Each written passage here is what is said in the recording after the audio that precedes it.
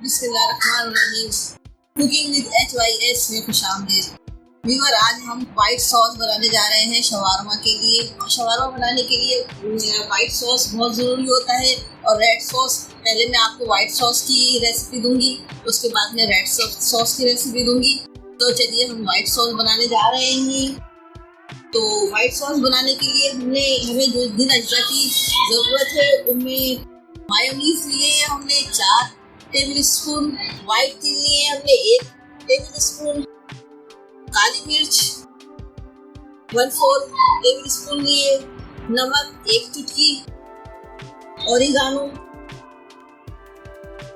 ½ teaspoon है, cooking oil है 3 teaspoon, लहसुन पाउडर है 1 टीस्पून, प्याज एक दरमियानी साइज की है, सिरका है हमारे पास 2 टेबल स्पून।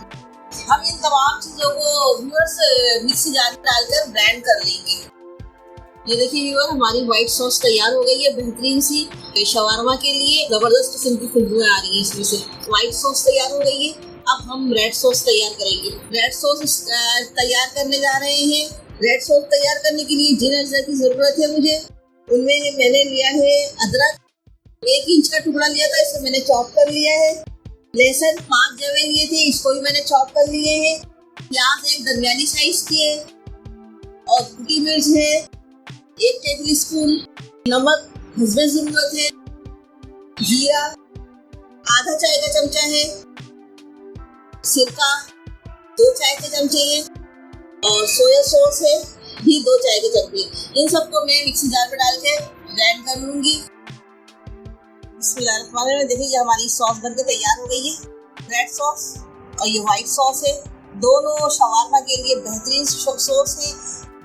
ये बाजार के मुकाबले में ये बहुत ज़्यादा अच्छी होंगी।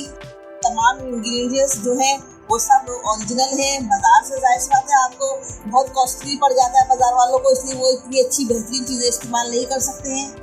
और ये लेके घर में तो हम हर अच्छे से अच्छा बना सकते हैं ये। तो लिहाजा ये शवारमा की दोनों सॉस तैयार है।